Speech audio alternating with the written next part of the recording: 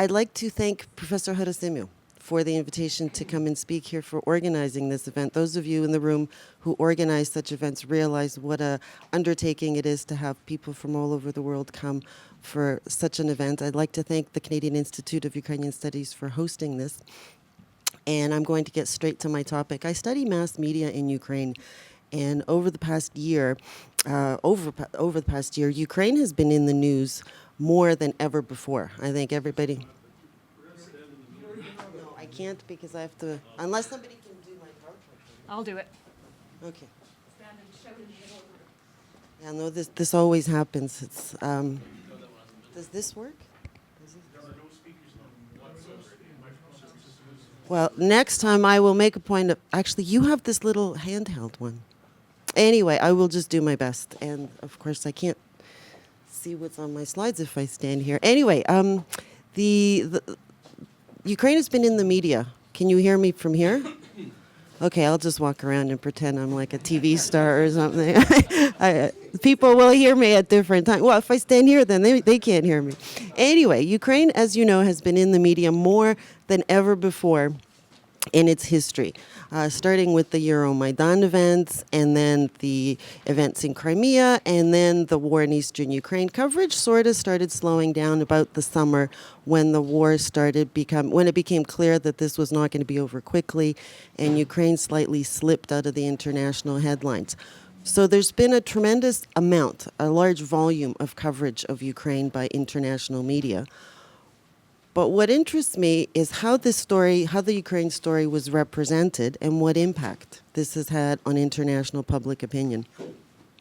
And the thesis that I would like to present is that the rules of objective reporting, the normative rules of liberal media, have actually worked against creating an objective picture of events of what's been happening in Ukraine. The normative rules of media suggest that you have to present a balanced view. You have to represent all the different perspectives, and you cannot present information that has not been verified. So you have to always verify information and present a large, diverse picture. And the result of this, in the context where information is being, and we can move to there you go.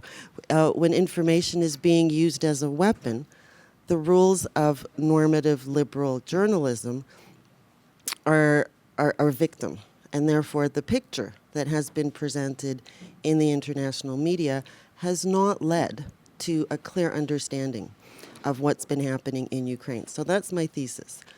The key questions to understand why this has happened, there's three key questions. So if we can move to the key questions. The first thing is to think about how information is collected and disseminated.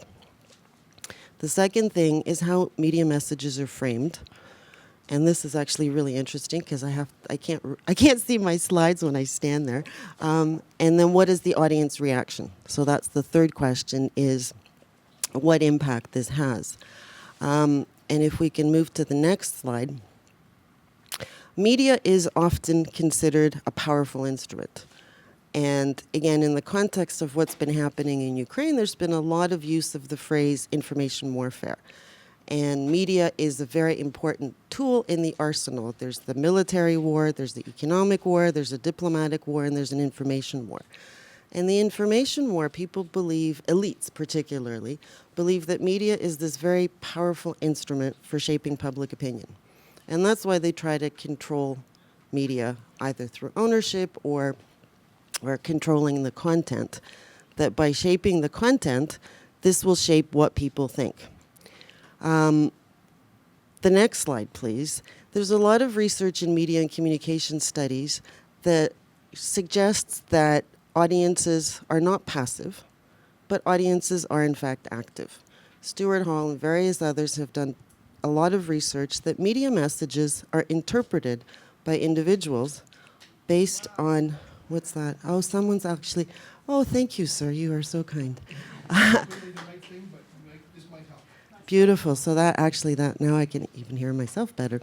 So audiences interpret messages subjectively. Each of us has a set of value systems, and I think I can maybe get back to here and so I can see what I'm doing. We interpret messages based on what we already think. So again, if we think of the story of Ukraine, we see one report. Some people will say, oh yes, what a brilliant report. Other people will say, what a terrible report. And so the fact that messages are put out in a certain way does not necessarily mean that they are accepted and believed by audiences the way that the senders intend them to be.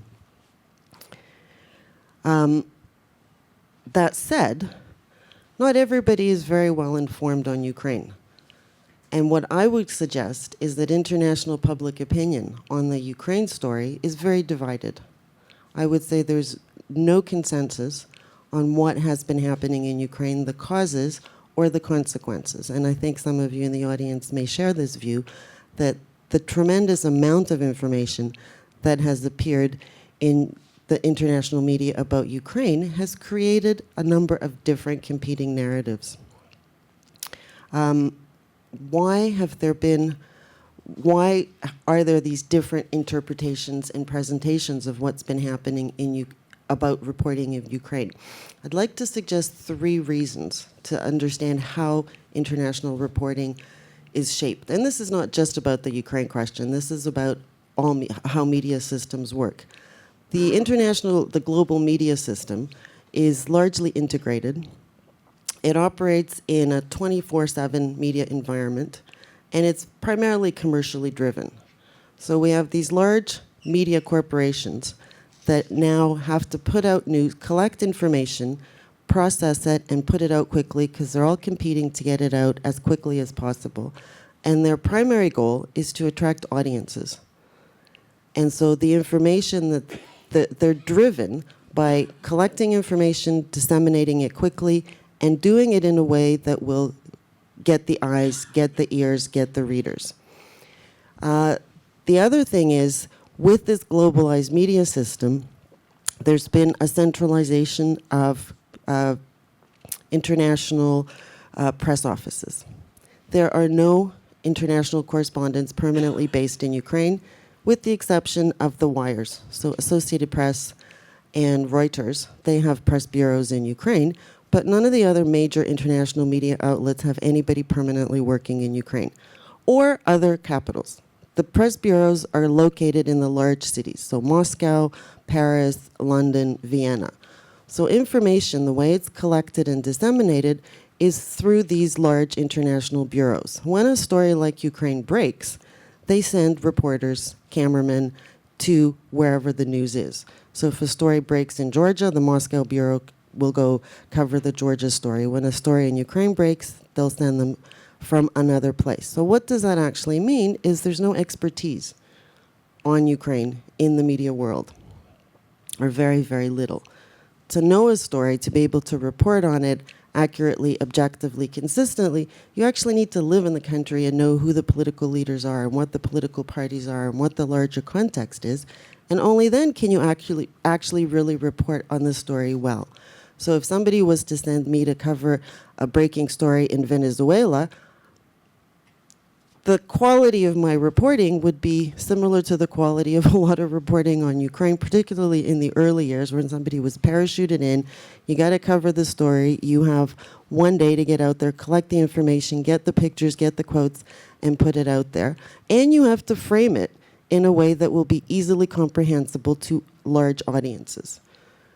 Because the audience isn't supposed to know a whole lot about, again, I'll use Venezuela as an example.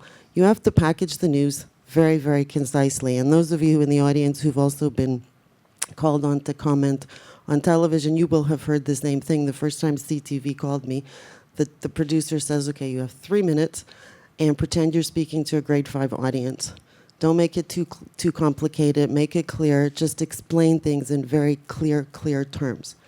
And that's pretty much the way that these stories are always framed, is you're targeting a large audience. And very often the interviewers or the journalists who are writing have very minimal information. So that affects how all stories are covered, and specifically Ukraine as well. The second thing that affected the way the Ukraine story was covered by international media was the fact that initially, Russia's information machine was actually very successful. I think, again, people who follow the Ukraine story will be familiar with this, that the information machine is a multi-dimensional one. There's the ones that we see, the sort of the media outlets like Russia Today. There's also a lot of very active public relations lobbying that happens that we don't see. The other thing that Russia did very, very well is that they were very good at getting information out quickly and regularly. So particularly, this is, I think, around the Crimea events, when the Crimea story starts to break. This is when it's actually the best, what you can see this the best. Churkin is commenting before the Ukrainian ambassador in the United Nations. Lavrov is commenting well before anything's coming out of Ukraine. So Russia is constantly making statements and putting them out there and giving the press releases to the media, which is operating under pressure to get the story out. So they will always use that information that they get. So Russia was actually very, very effective in the early years. And of course, when the statement goes out, whether it's true or not, audiences can interpret that, but that information has already gone out there. The third factor that affected the way the Ukraine story was reported was that information coming out of Ukraine was mixed or belated. During the Euromaidan protests, we had different information coming out from within Ukraine. The Yanukovych regime was saying one thing. The protesters, they weren't speaking with one voice. You had all sorts of different sources of information coming out from the protesters. And so this led to a very unclear picture, and I was following events as carefully as I could, and very often it wasn't really clear who was doing what, who was responsible for what, especially when the news was breaking. So when there were the shootings on Hrynevych, who actually triggered the violence, who was shooting, we didn't actually know. And the images, the photographers that were there, they captured the violent images, right? Because that's, again, getting the audiences is to capture those dramatic pictures. And during the Turchinov interim presidency, there was almost no official statements coming out of Ukraine. So at a time when Crimea is being invaded, the Russian information machine is very actively putting out its statements. There's almost no statements coming out of Ukraine. Ukraine's Interior Minister Avakov, he's posting on Facebook, but CNN isn't going to go to Avakov's Facebook page to get the official statement on what Ukraine's Interior Ministry is doing. So initially that was a huge problem from the Ukrainian side, which affected the way the story was being reported. This improved quite dramatically after Poroshenko was elected president. It's still not functioning as well as it could be. But the press services, the information is now coming out more regularly, and you may have noticed that very often Ukraine stories will start with Ukraine's President Poroshenko says this, Russia's President Volodymyr Putin says that, which is a reverse from what it used to be, because it used to always be the Russian story first. So for all of these reasons, the pressures on the global media system, the Russian machine, the Ukrainian response, the way the Ukraine story has been presented in international media, there have been competing narratives. So the story has been told in different ways. The Euromaidan protests. One framing was this was the revolution of dignity. The other framing was this is rabble-rousing protesters. And both of these narratives were visible in international reporting. The images that we saw tended to focus on the dramatic, because again, to attract the audiences, to get those eyes, you want to be at the spot where something's happening. But for someone who's not terribly informed, you're not really sure what the story here is, and all sides were presented because the rules of objective reporting require that you present both narratives. The alternative Maidan, or the anti-Maidan, something that was underreported both in Ukrainian and Western media. Again, there were different perspectives on what was actually happening in that space that was called the anti-Maidan. Oh, 5 minutes, my goodness, it goes so quickly. One of the narratives were these were paid protesters by Yanukovych, these were anti-Ukrainians. Another narrative that was much less visible is that this was just a different view of Ukraine. And in another project that I'm working on, I'm listening to voices of the Maidan as recorded by Public Radio Ukraine, and I came across one of the reports from the 15th of December. So this is very early on. This is just sort of 3 weeks into the protests. And in the Mariinsky Park, that's where the anti-Maidan is located, Public Radio Ukraine correspondent goes and talks to people. He comes across the mayor of Luhansk, who is there, and this is what he says. And I'll let you read that, because this is really not what we think of as people who are on the anti-Maidan. This is the mayor of Luhansk, who is saying, you know, we are Ukrainian. And we want to understand that we can live without Russia. This is happening well before anything happens in the Luhansk area.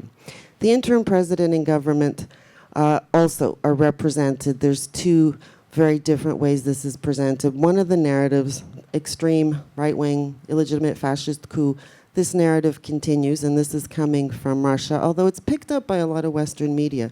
And in those 3 months, practically every interview that I gave, everybody said, so is there really a rise of right-wing nationalism in Ukraine? That narrative was very, very powerful in the months March, April, May. The Crimea story. Now we know what happened, but when these events were unfolding, it was very difficult to get a clear picture of what was happening because of the way that the invasion occurred. And as the story was breaking, again, the rules of reporting say you can't say these are Russian troops unless you know they're Russian troops. And yet the way the invasion occurred, it was deliberately designed to camouflage what was happening.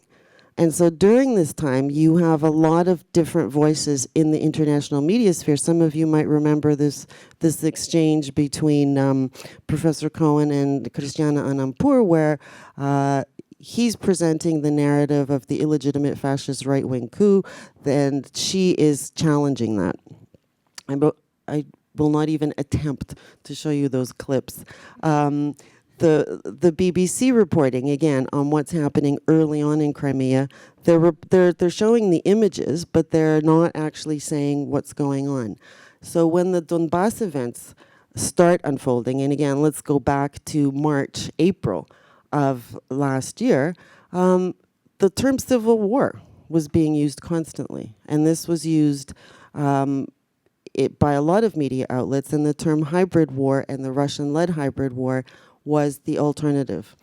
But most often, when again during interviews, people would call it the civil war in Ukraine. What wasn't helped is the fact that the Ukrainian government didn't actually call it a Russian-led hybrid war, and in fact, they still call it the anti-terrorist operation. So the terminology and the messages coming out of Ukraine are shaping the way that international media is picking up on these things. Another dimension of why the story has been represented and framed the way it has been is because there's been a deliberate attempt to muzzle journalists. And this is a story that I wrote way back in April, where this started. We saw this in the Donbass, in Crimea, but also in the Donbass area, where journalists are deliberately targeted, kidnapped, tortured, even killed, so that the story doesn't get out. So we get those sorts of phrases. Susan Ormiston, who you might see on CBC sometimes, she actually went to Crimea. She did a really good report where she shows how they're prevented from filming during the event that's called the referendum. She went back again to cover the Malaysia story. And again, difficulties in getting access to information leads to the type of reporting that leaves questions in people's minds as to what is actually going on. The impact of all of this, the journalists being prevented from reporting properly, the messages coming out of Ukraine, the messages coming out of Russia, and the pressures of international global media systems have, I suggest, led to a situation where the story is unclear in people's minds. The agenda-setting function of media is not to tell you what to think, but what to think about. And there's been a lot of mixed messages in the media about the Ukraine story that has evoked a lot of different responses. And the last two images I would like to leave you with, each of us chooses what source of information we seek out and what we respond to. These are two very famous images from the Maidan. The one on the right made it to the New York Times 2014 Top 100 Photographs list. That was like the #1 photograph. That captures the drama, the violence. That's the Euromaidan. The other one is my favorite picture of the Euromaidan, because that captures the way that I saw the Euromaidan, or at least the dominant spirit there. So it's up to each person to choose what is representative for them. And on a happy note, here's somebody who liked the same photograph as I did. I think you all recognize Richard Brunson. This is at the Davos summit of last year when the Euromaidan protests are still going on. And after he finishes his meeting, he makes his statement. And I'll leave you on that happy note. Thank you for your attention.